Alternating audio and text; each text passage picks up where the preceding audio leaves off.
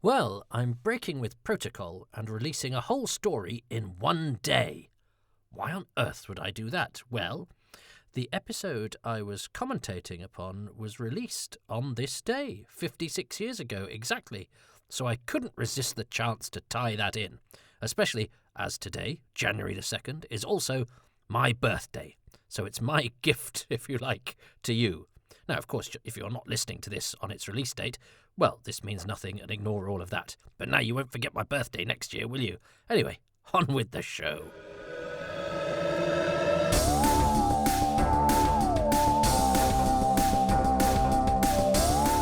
Welcome to Happy Times and Places, in which I, Toby Hadoke, endeavour to accentuate the positive about a Doctor Who story chosen by a friend of mine.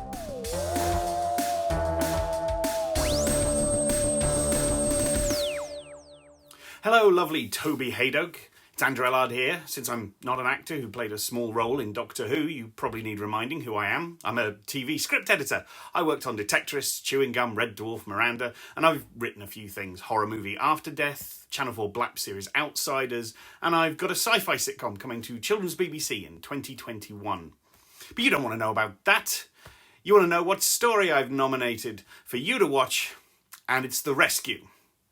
So, that's William Hartnell's second season and the arrival of Vicki aboard the TARDIS. I picked two favourite things about each of the two episodes and one overall thing that I love about it. Can the fandom detective of Old Commentary Street deduce what they are? If people want to find me, I'm Andrew Elland. My website's andrewellard.com. My Twitter is EllardEnt. That's L-R-D-E-N-T.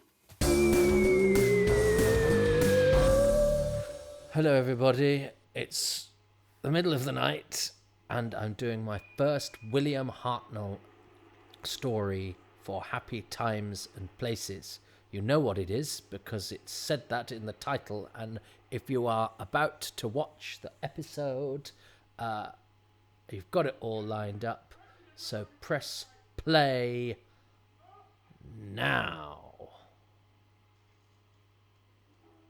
Oh, I love this title sequence. It's nice to be doing a William Hartnell. Number of things to discuss immediately. I'm in a really slightly discombobulated mood because I found The Rescue in the Romans double pack on the shelf and it was shrink wrapped. And I remembered, oh yes, I've got a shrink wrap copy because I kept one unopened because this was the first DVD I did a commentary on. This is my first Doctor Who commentary. And I thought, well, I must have... but that was on my shelf, my main shelf downstairs. So I thought, well, I must have given the other one away because, I don't need two copies, and probably thought I'd never watch it for ages.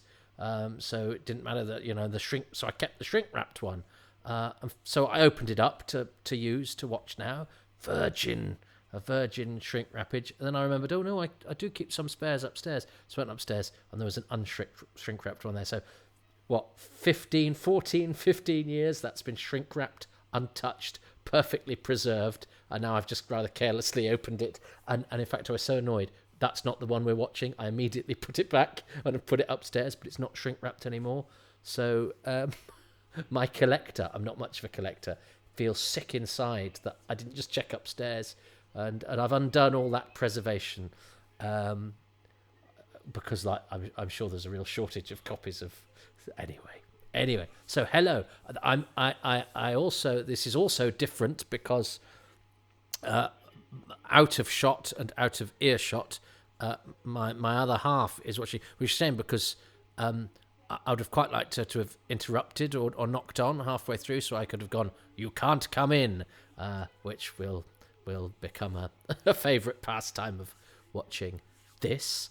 And the other reason, apart from this being my first DVD commentary, is that this episode 1 of The Rescue, The Powerful Enemy, is one of the few episodes of Doctor Who to have been transmitted on January the 2nd, which is my birthday, which I know from bitter experience is the worst day in the universe because everyone's asleep or hungover or sleeping off their hangover, or sleeping off their delayed hangover because they've got through New Year's Day and have really taken the next. So you look in your diary, it'll say January the 1st, New Year's Day, January the 3rd, back to work. In the middle, there's a big black hole of nothing, and certainly no social engagements or birthday parties. So solidarity with the rescue review, although it was really highly rated.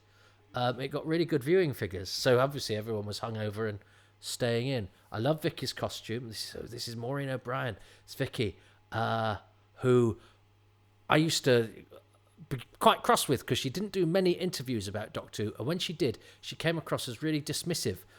Having met her, she's the loveliest woman in the world. And actually, now that I've spoken to her, I can see where a sentence where she might say something like, well, I'm only doing this interview to plug my book, may read as brusque when written down. But actually, when you hear it come from her, she's not being remotely dismissive of Doctor Who. It's just her sort of bluntness, which is in no way disparaging. So it was really interesting to encounter the person and to hear her say the sort of things I'd seen her say written down that had made me think, oh, she doesn't like Doctor Who. She's fine about Doctor Who. She's had a fantastic career. So in the 80s, when we were sort of, wanting to read interviews with companions and people, she was busy doing high quality work. So probably didn't have an awful lot of time or indeed inclination, which is fair enough. I met her at the 50th anniversary thing, and I needed to interview somebody from the rescue, and as we will see, there's not much of a cast or crew, and those that there are I'd already spoken to in the commentary, and I think it was it Marcus Hearn? It was somebody said, oh, why don't you speak to Maureen O'Brien? I went, but she hates doing interviews about Doctor Who, she's not going to say yes. And she said yes, and she was great. And then we shared a taxi, and I emailed her the other day. We're still in touch, and she's really nice. Living in France and doing her garden. Very smart woman, very nice woman. So, poor old William Hartnell is very sad that Susan... So this is the first breakup of the TARDIS crew, because Susan left last week. And he's going to ask Susan to do something, isn't he? And she's not going to be there, and he's going to be sad. I might just turn the sound up slightly. Oh, the trembling stopped. I'm so glad you're feeling better. That's a great gag.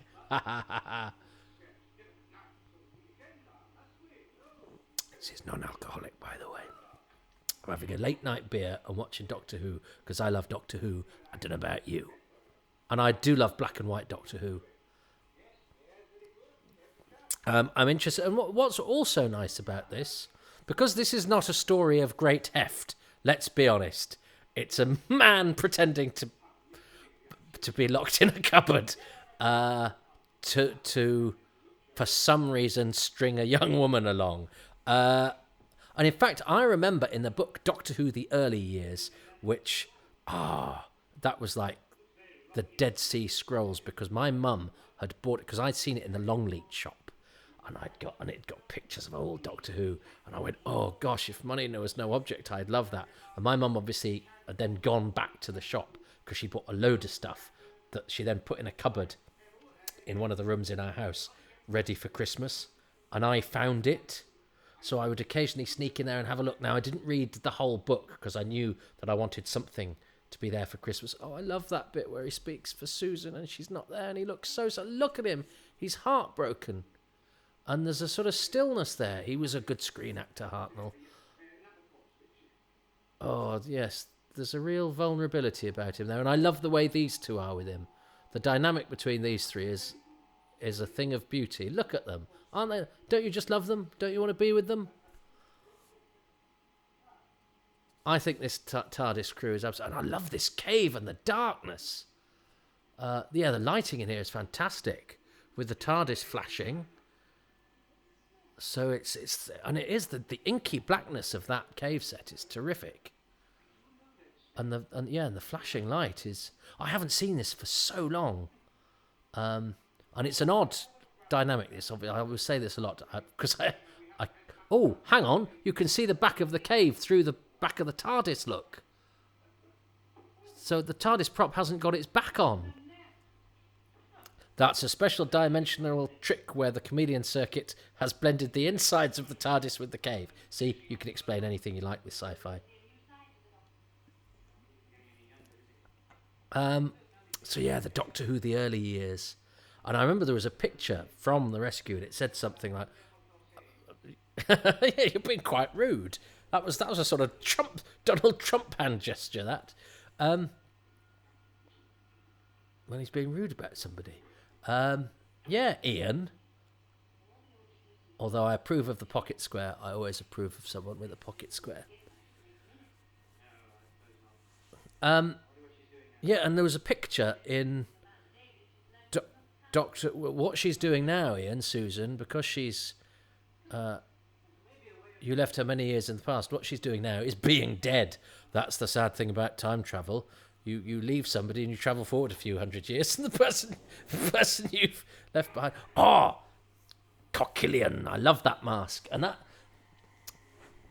it photographs really well because there were loads of photographs of it in the early years book, and it's I think it's a pretty neat costume. It wobbles a bit in a way that it doesn't with the still pictures.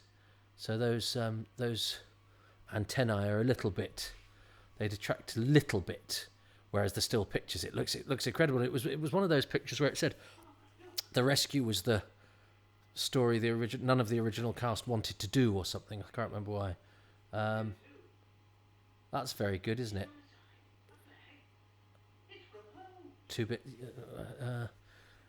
with the spaceship in the back. It's the trick they use with the Dalek City and the Daleks as well. Of course, yes, this is called The Rescue, but there's an episode of the Daleks called The Rescue. It's very confusing. You'd have thought within the first year they'd managed not to replicate titles.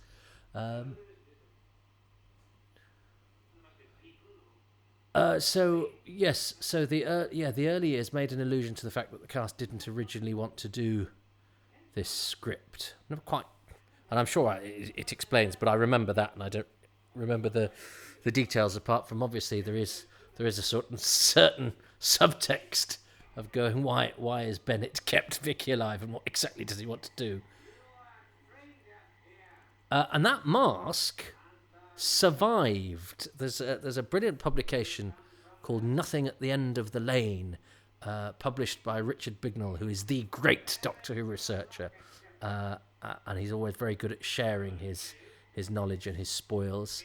He's like an oracle of arcana, and there's some photos of what's left of that mask, because it was rescued by Zenan, who then I think hired it out. And changed it for fancy dress and things like that. So you got this great relic of Doctor Who, and it had lost a few. I think you can see the antenna aren't long for this world anyway. But nobody knows where it is now. But it survived then, and there are relatively recent photographs. Although I think it's since gone missing. Someone probably a fan who isn't like Richard bought it and has kept it in a cupboard and gone, I'm the only one who's got this next to my shrink-wrapped copy of The Rescue in the Romans DVD that I've kept in my shrink-wrap because I know how to look after things. Oh, I'm never going to forgive myself for that. I did just, before I started though, I did just look on, I could buy one for $12.99, so, but it's just the fact, oh, yeah, I remember when I first watched this, Barbara falls off a cliff. That's a great shot. Look at that. You forget how close they go in black and white sometimes, and with the restored picture, because obviously when I first saw this, it was in decent quality. I was very lucky with some of the bootlegs I got, and I remember the Rescue being actually particularly good quality. The Aztecs was a mess, and the Invasion was a veritable mixture of textures, but this was all right. I like his now as you. Regular viewers will know I do like a bit of neckwear, but I've never worn anything like that. I wonder what you call it. It's not a cravat, is it? It's a... Do you know what that's called? A ribbon. A neck ribbon. Don't see those nowadays.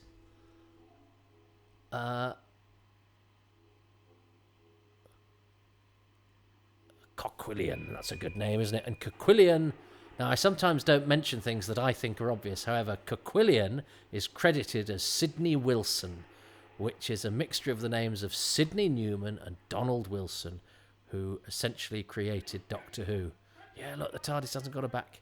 And of course, well, I don't want to spoil it for my other half who's never seen it, but Sidney Wilson is not a real person, because the actor playing Coquillion is also playing another character in this episode.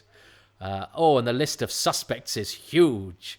Now, this is what's going to be interesting. I don't know why Andrew Elland, that's the beautiful thing about Doctor Who. I'm a great admirer of the work of Andrew Elland, who has nominated The Rescue, and he's given me 2 reasons. I didn't ask him to, but because it's only a 2-part, he's giving me 2 reasons per episode and a bonus reason, so 5 in total, like I would get for a Russell T Davies or Modern Who episode, which is exactly what I would have hoped for, even though I didn't suggest it to him. So he's a smart guy. But the beautiful thing is, and I love his tweet notes that he does on Doctor Who episodes and films and stuff, but I've never actually met him, and I don't know him. But I just sent him a message and said, will you do this silly podcast thing of mine? And he's responded. Fascinatingly. But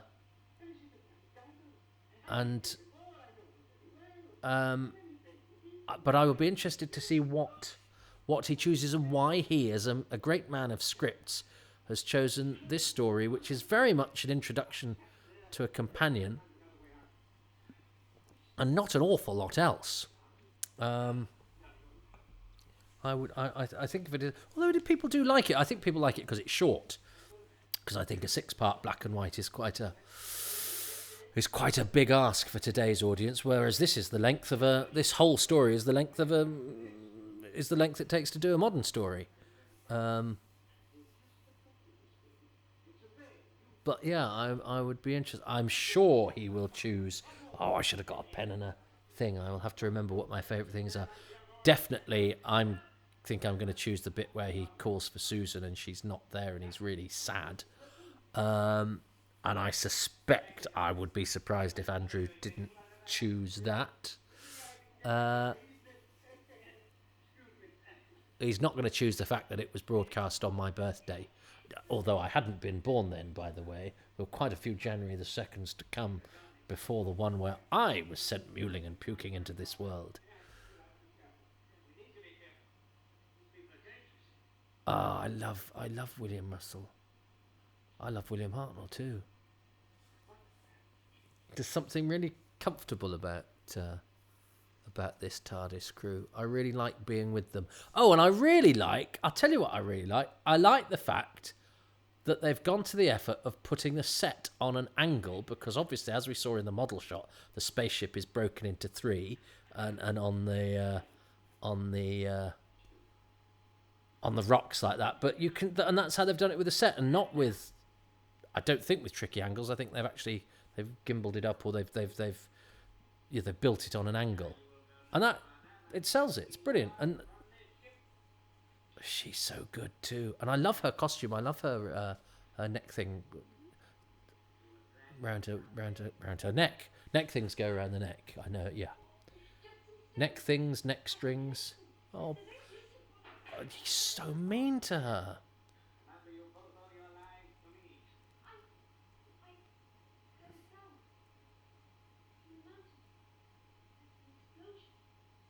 She's great, isn't she? But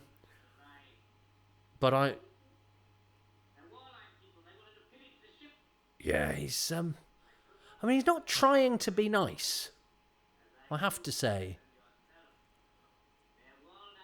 You know, he's telling them, he's telling her, he's protect.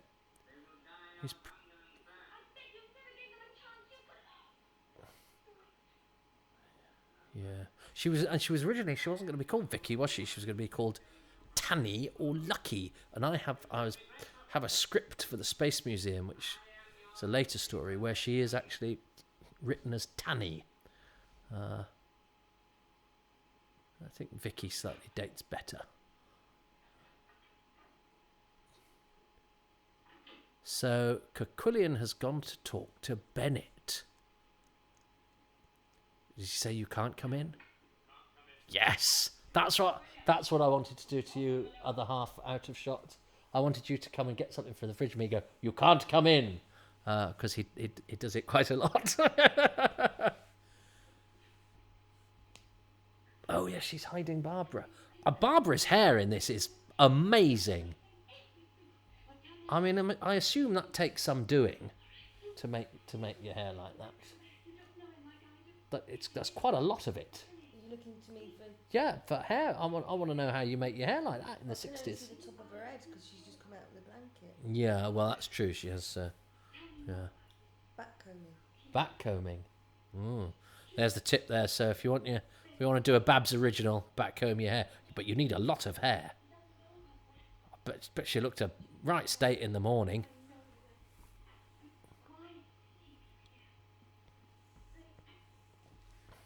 It was interesting that they pretty much they replaced Susan with somebody who's sort of the same age, and Susan's slightly weirder, I think, and I don't mean that pejoratively. I like it when Susan's weird.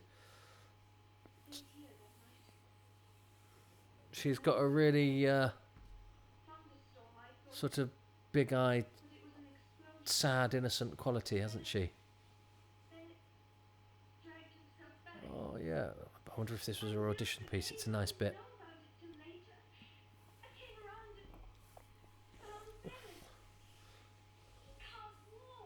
But yeah, this was the first one I did a commentary on, and it's with Ray Cusick, Christopher Barry, the director, and William Russell. And it was also, just by coincidence, it was the night that my one-man show, Moths Ate My Doctor Who Scarf, opened at the West End. So I had to get a train at 5 a.m, I think, to get to London in time to do the commentary during the day. And then I made my West End debut in the evening.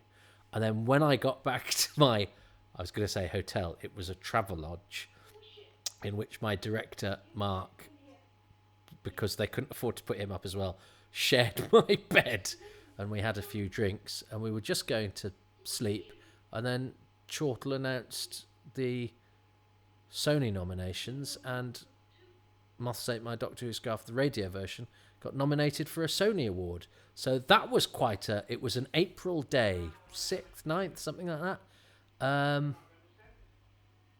It was an April day, and all those three things happened. And I think life has plummeted ever since. I don't think I've ever quite had a triumvirate of firsts or successes or joys.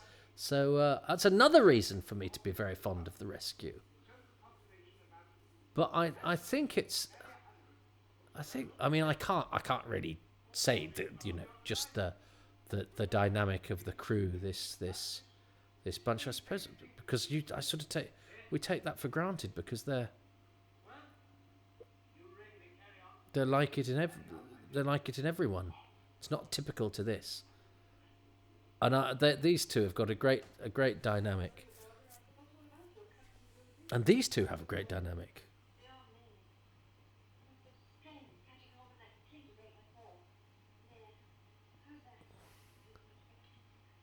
Oh, she's so lovely, Vicki.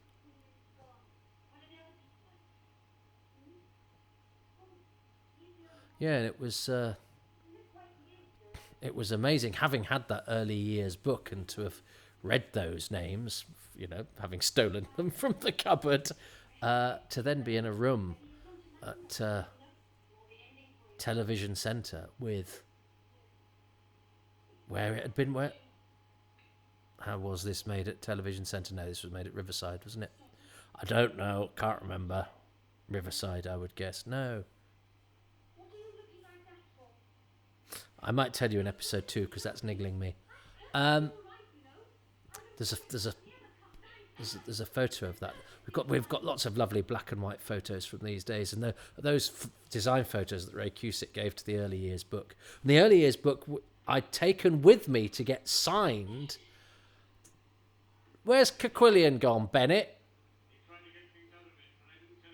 Has he gone through a different door?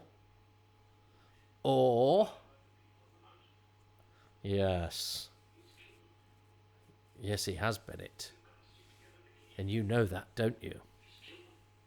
And Ray Barrett, of course, was no slouch in terms of a guest star, but he was not Christopher Barry's first choice. Christopher Barry offered the part of Bennett. He's got a good face, hasn't he?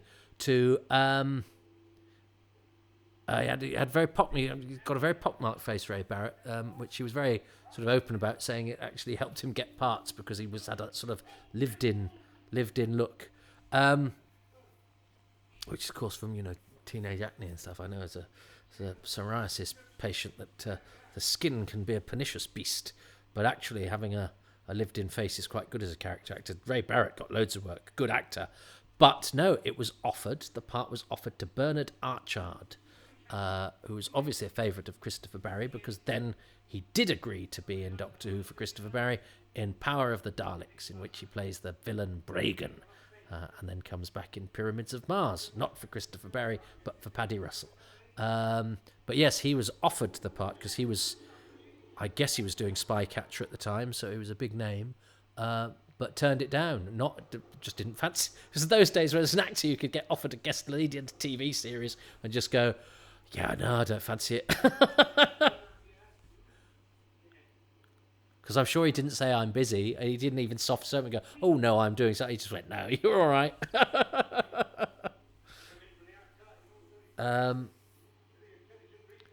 So yeah, having read the names in the book, and I'd got my early years book with me to get signed at the commentary because I'm so unprofessional. I'm not letting my 10-year-old self down. I don't care.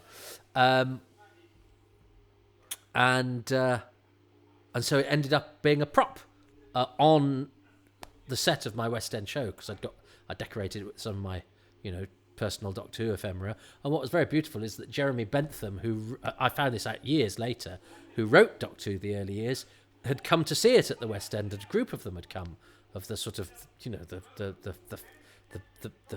founding fans of yesteryear, whose names were enshrined in all of those first texts.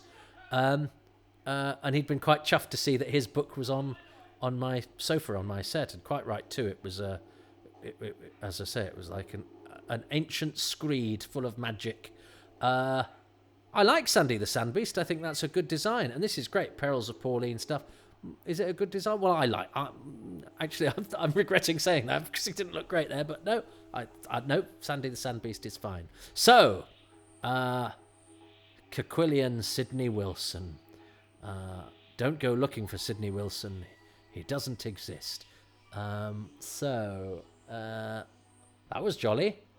What will Andrew Elland have chosen? Because that was rather a personal odyssey. I'm sorry about that. It's going to be that sometimes.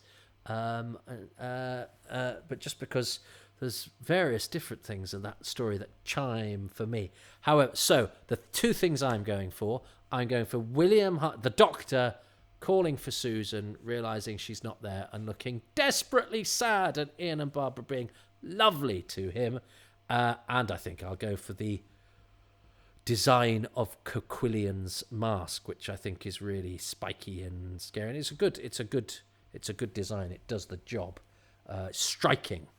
I did not. Honourable mentions to the darkness of the cave set, the general dynamic between Ian and Barbara and the Doctor, Vicki, of course, the spaceship being like that. There's loads, isn't there? Even in 25 minutes. Let's see what Andrew Elland has chosen. And I think the rules are, I keep forgetting what the rules are. I think I'm trying to guess what he's guessed. And if I do, I become king and you have to bow down before me. And if I don't, you have to feel very sorry for me and buy me a coffee. There we are. Right. I like those rules. Can we remember those, please? Those are now the rules, because I don't think they've always been the rules, but I've decided I like those. Right. Andrew Elland, and he's even done it. You could tell he's an episode professional. He's a television professional. He's put episode 1, thing 1. Good for him. One favourite thing in episode 1 is the mystery, and specifically the moment early on where Caquillian appears next to the TARDIS. It's a wonderfully directed moment. We hard cut to the monstrous face and pull back like we're trying to escape. But what's especially clever is that in retrospect you realise he's here because Vicki told Bennett a ship had arrived. At the time you don't get that. We don't even know there's a mystery to solve, in fact. But later, it adds up very neatly. Oh, he's clever, isn't he? This is like when Simon Guerrier did it and he picked out all sorts of clever thready things, whereas I just go, I like that, what that looks like, or I like that actor when he did that thing.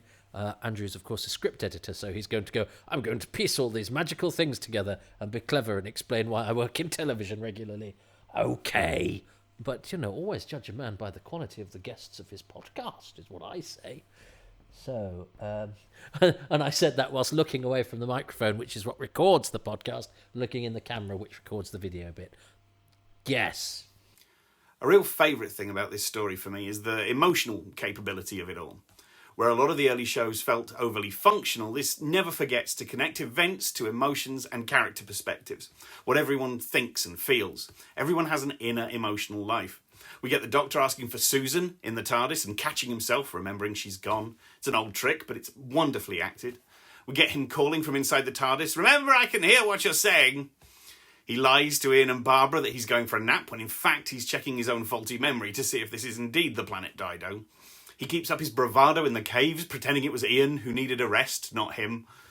And we get Barbara trying to stop Ian from saying, "There's one more person in the ship," but too late. Again, perfectly acted, that one. Ian knows he said too much and continues with resignation.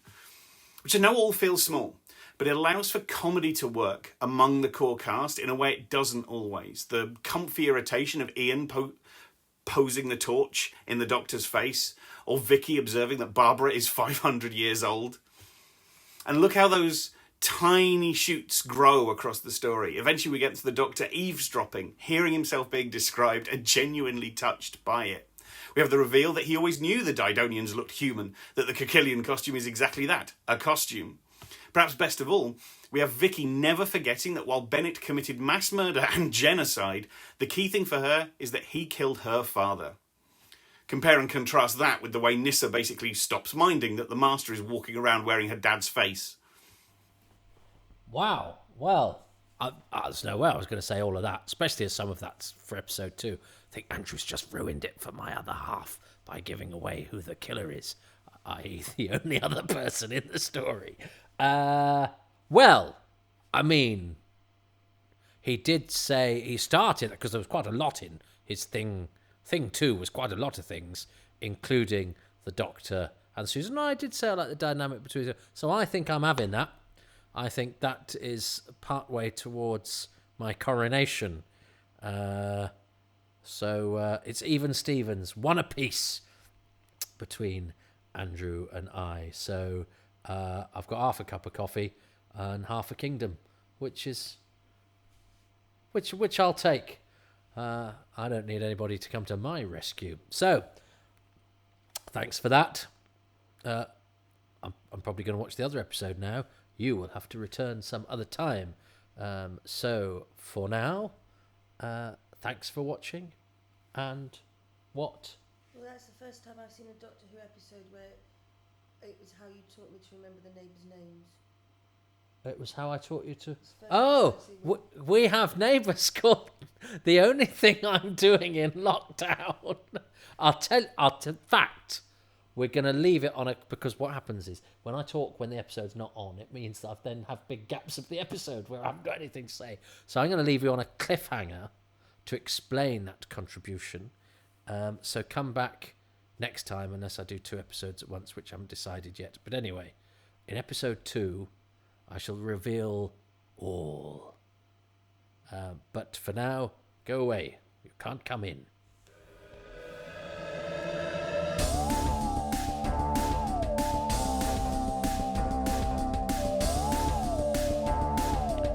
Thanks for listening to Happy Times and Places with me, Toby Hadoke. My special guest was Andrew Elland. Sincere thanks to this episode's featured patrons, Rob Leonard, Jenny at Bluebox99, Paul Cook, John Deere, Chris Dunford-Kelk, Siobhan Galichon, Ian Key, Joe Llewellyn, and Stephen Moffat, not that one. The music is by Dave Gates, and the podcast artwork is by Dylan Patterson.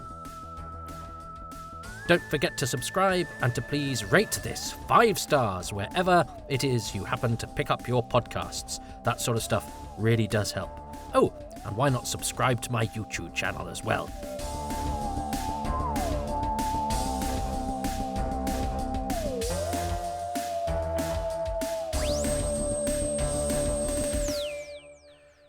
You can become a patron at patreon.com/Toby Hadoke or make a one-off donation at kofi.com/Toby Hadoke. And if you are listening to this on January the 2nd, please tune in at 6:45 or at midnight 45 tonight to Radio 4 Extra and my show Absent Friends, which will be a tribute to those from the worlds of sci-fi who departed us in 2020. Absent Friends, 6:45, midnight 45 tonight. And on BBC Sounds, Absent Friends, The Seventh Dimension for the rest of the month.